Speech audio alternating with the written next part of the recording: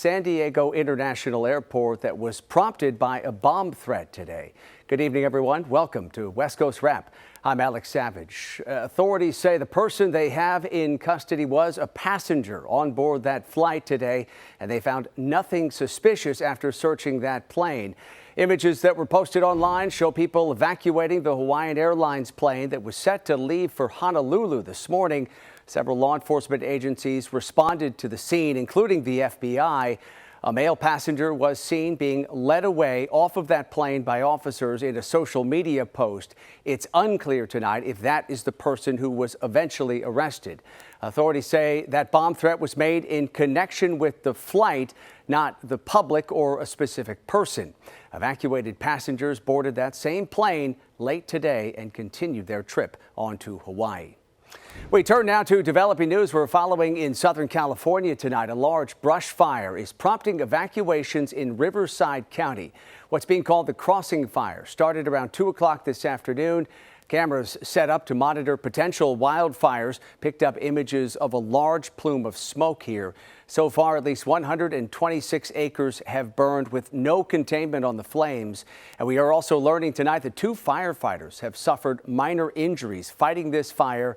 The cause remains under investigation tonight. In Arizona, winds backed off today as crews work to slow the spread of Arizona's Greer Fire. We've been telling you about this fire. Containment is now up to 55% tonight. That is up from 39% containment yesterday. This fire's been burning since last week in Apache County near the Arizona-New Mexico state line. More than 20,000 acres have burned here and several structures have been destroyed. While evacuation orders have been lifted, crews still want people who are returning home to stay on top of all the emergency operations. There are still areas of the fire that are closed, roads to keep the firefighters that are still working safe in there. So please be respectful of the barricades that are still in place and the security guards that are helping keep those firefighters safe. All right, for more, let's bring in KTVU meteorologist Rosemary Orozco, who is tracking the improving weather conditions, especially for those firefighters in Arizona. And of course, you have the conditions all across the West. Rosemary? Alex, finally, several days of red flag warnings and wind advisories no longer the case. Here's a look at tomorrow morning. The winds will be generally light. Do expect them to pick up into the afternoon. And with that, the fire danger is still out there, still very dry, but nothing like what we have seen in recent days. And that will help the firefighters continue to try and get some containment. Meanwhile, other parts of Arizona, another hot one in Phoenix today, 99 degrees and flirting with that 100-degree mark as we head into the next few days as well. Meanwhile, as we put our eyes to the north, the Pacific Northwest, with cool and soggy conditions over areas like Seattle and Oregon. Here's a picture from Seattle this afternoon. 60 degrees, scatter showers in the forecast today and tomorrow, as well as Thursday, a possibility for parts of the Pacific Northwest as well. Meanwhile, San Francisco enjoying some beautiful weather this afternoon. Temperatures in the upper 60s with a little bit of a bump in numbers expected for tomorrow, and the Los Angeles area, a warm one. Mid-70s at the coastline near areas like Santa Monica to 80s for the downtown area this afternoon. And some of the afternoon highs in the desert, we've got Palm Springs reporting over 100 degrees there, and areas of Fresno reporting 89 in the central part of California. As we shift to the north, again, a bit of a cool one for the Pacific Northwest. Look at the numbers right now where temperatures are cooling back in San Francisco, 58 degrees, where we have the Giants playing this afternoon or evening.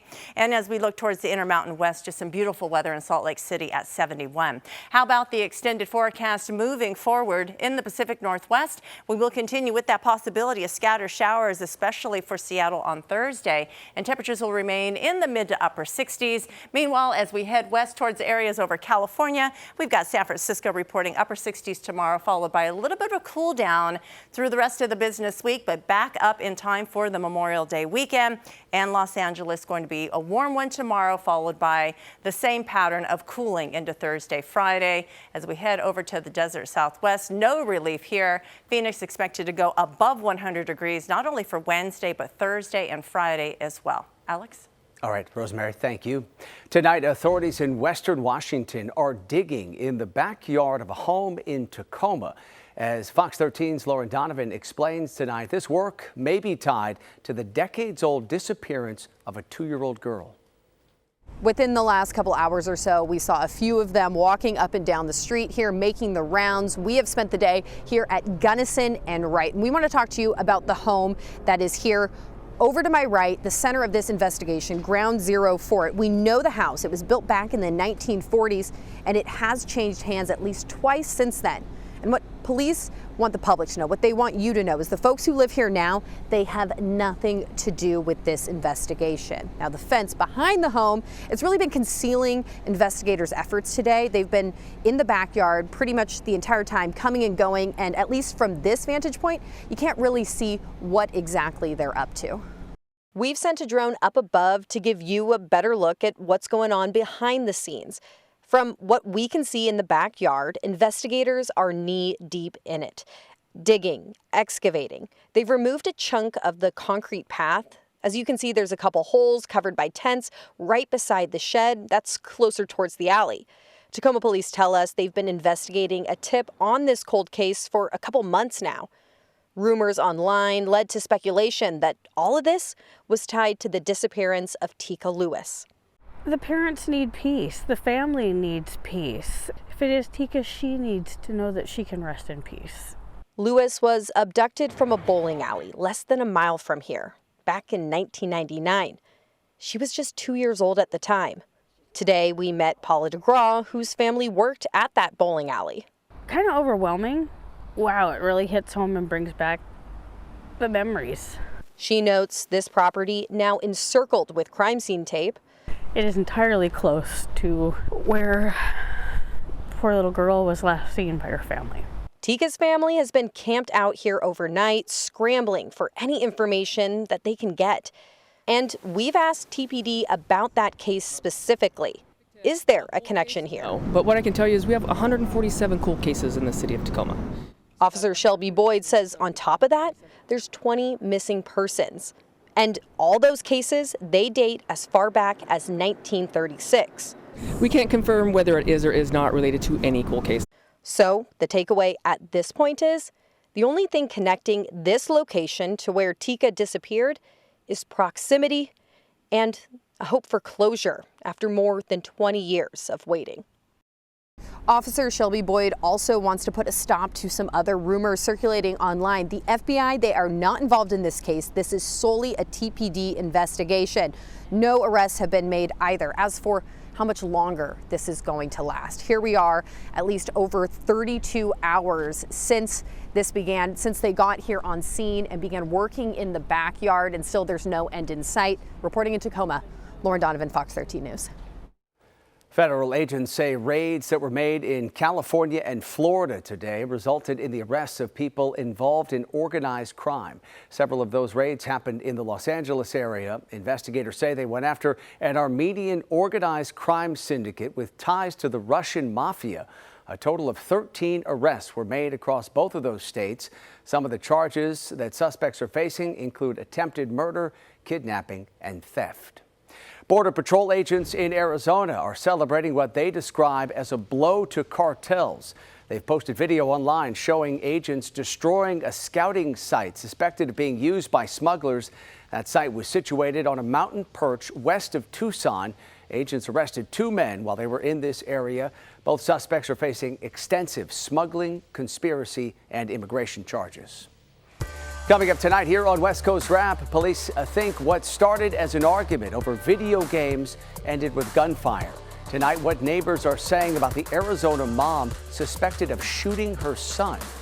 Plus, a warning out to parents about so-called Gore Groups. Investigators say these loose groups of people are working online and targeting children across the West. Shocked as a law enforcement investigator.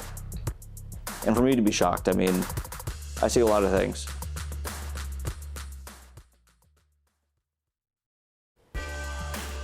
Los Angeles Mayor Karen Bass has announced a new directive aimed at supporting local entertainment jobs. The directive would lower costs and increase film access to well-known locations, including the Central Library, the Griffith Observatory, and the Port of Los Angeles.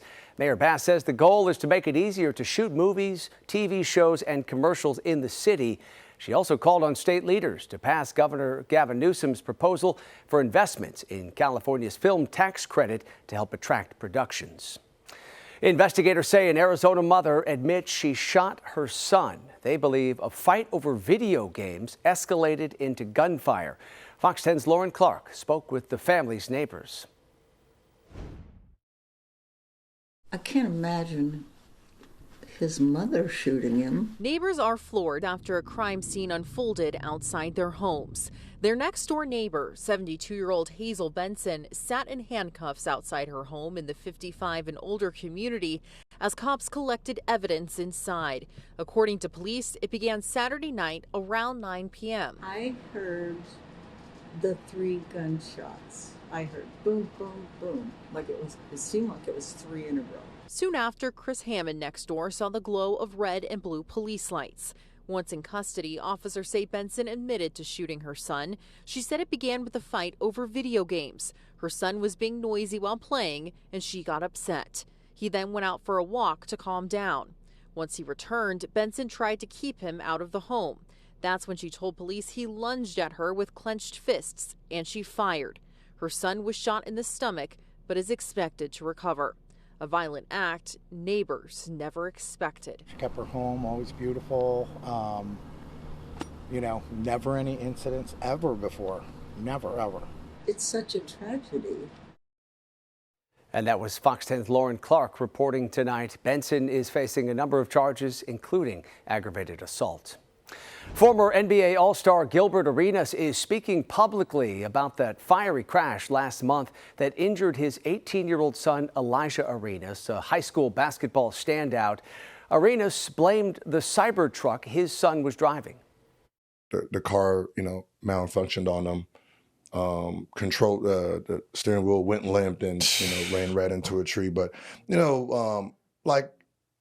once he got his personality back, which is once they took the drugs out of him.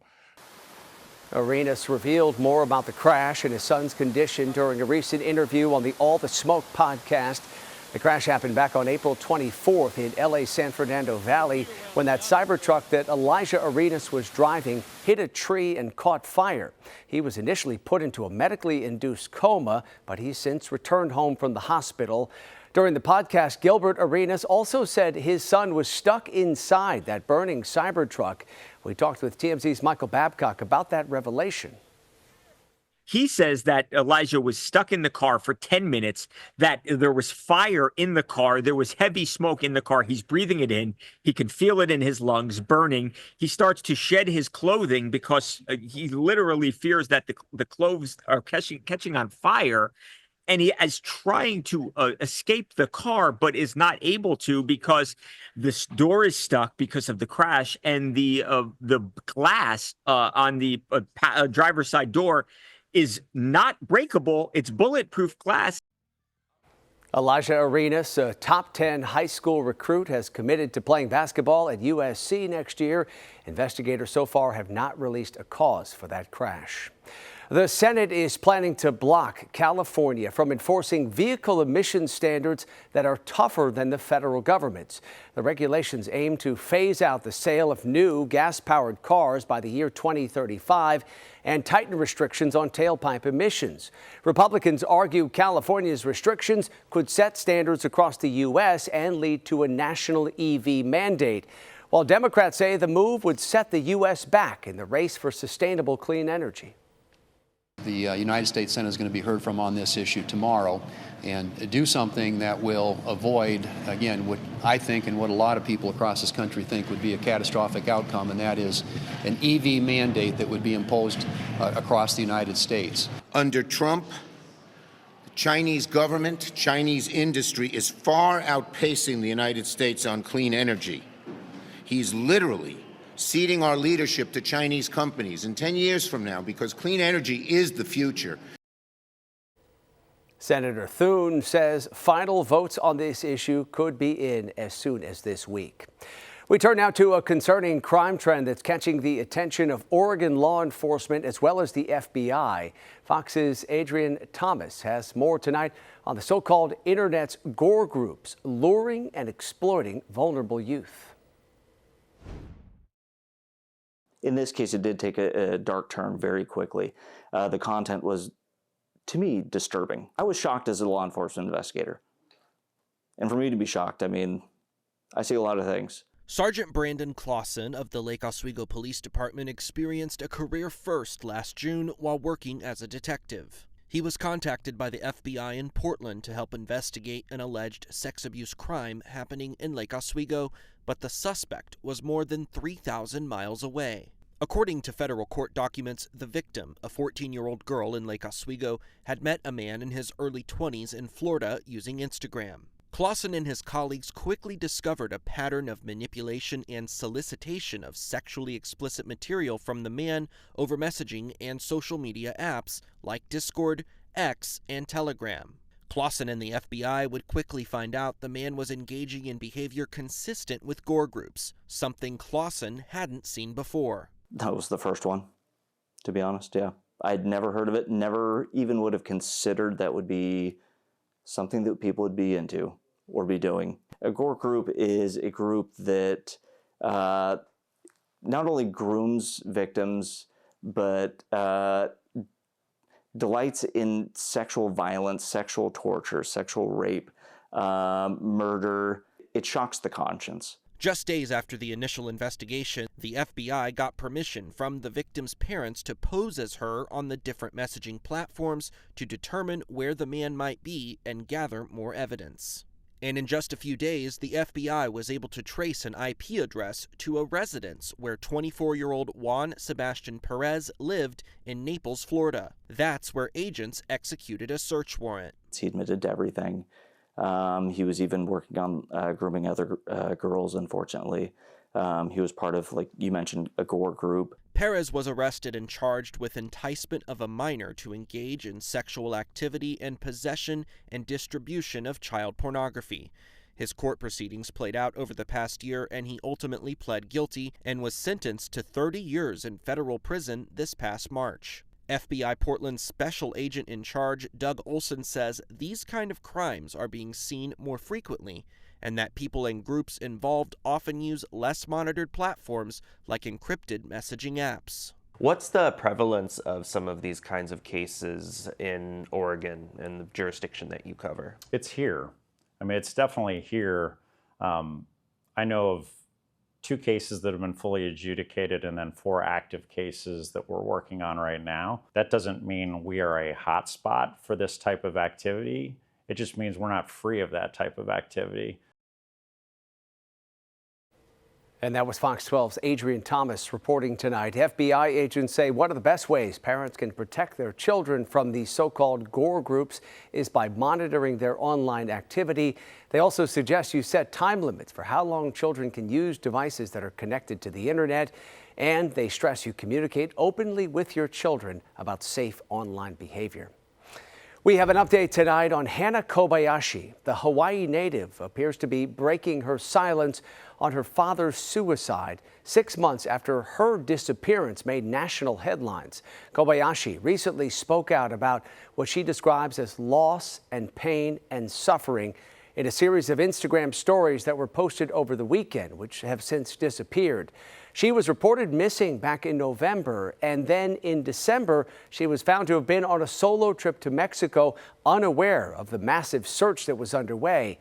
Amid that search for Kobayashi, her father, Ryan Kobayashi, who was in town aiding in the search for his daughter, was found dead in a parking lot near Los Angeles International Airport in November, and the medical examiner ruled his death a suicide. Coming up tonight here on West Coast Wrap, it may be warming up across the Southwest, but we have new winter-like scenes farther north tonight where people are taking advantage of the late season snow. Plus, a major shakeup for travelers this summer, how a West Coast airline merger could affect your frequent flyer miles. I know it did. Hawaiian's credit card will be good with Alaska Airlines. We don't know. We just want to be updated so that we don't lose our miles and we can use it to travel. Well, June may be just around the corner, but it feels like winter in Wyoming today. Images posted on social media show snow falling this morning on a ranch in Daniel, southeast of Jackson. The weather is expected to clear out of this area by tomorrow morning. Quite the scene there. Well, the upcoming merger of two airlines based here in the West has travelers wondering what's going to happen to their frequent flyer miles. KHON2 News' Stephen Florino spoke with a travel blogger who says the airline's loyal customers need to be ready for changes in the middle of the busy summer travel season. The merger between Hawaiian and Alaska Air, now 8 months old. While passengers haven't seen much change on day-to-day operations yet, there is one thing that they're thinking about. What about all my Hawaiian miles? I'm not worried about it, but maybe concerned. We just want to be updated so that we don't lose our miles and we can use it to travel, whether it's inter-island or to the mainland. In an email, Hawaiian Air officials say they've been transparent that there will be a combined loyalty program between the two airlines scheduled to launch this August, and members can rest assured all their Hawaiian miles will be retained in the new program. No one will lose their miles. We're moving towards a unified loyalty platform that's frankly a stronger loyalty program, and I think most folks who are familiar with Hawaiian Miles are probably going to like it for the most part. Alaska is part of the One World Alliance, which has partnerships with different airlines from Hawaiian that'll allow travelers to use miles to reach new destinations from the islands. Experts say there is a downside to the merged rewards program, and it has to do with upgrades. One, they're guessing it could cost more, but two, availability. Because you're basically doubling your passenger base, upgrades could be fewer and far between. There's also questions on each airline's credit cards. We'd like to keep Hawaiian's credit card or Alaska's credit card, and we can use both ways. So we're kind of stuck in the middle about that. We don't know if Hawaiian's credit card will be good with Alaska Airlines. We don't know. So. Hawaiian says both cards will still be valid with miles earned available for either airline. But there will be a new card available soon with more details this summer. But on the whole, it's going to be more positive. I mean, I am happy to see my own Hawaiian miles become Alaska Airlines miles. I hope it's going to be better. And we're just waiting to see and waiting for that confirmation. Hawaiian says members can keep checking their website for updates. Stephen Florino, KHON2 News, working for Hawaii. A lot of issues for travelers to sort out here. Finally, tonight we have a new sign of wildfire recovery in Southern California. The Getty Villa Museum in Los Angeles is set to reopen to the public next month. It's been closed ever since those devastating fires back in January, specifically the Palisades fire, which was burning nearby. Beginning on June 27th, it will be open on a limited schedule during weekdays. The site has undergone extensive cleanup in the months since the fire, including the removal of more than 1,300 fire-damaged trees. And it's great to see it opening back up again after that disaster. That does it for West Coast Wrap tonight. We appreciate you watching. As always, and a quick reminder before we head out, you can stay up to date on all the big stories we're covering for you across the West Coast at westcoastwrap.com. Have a great night.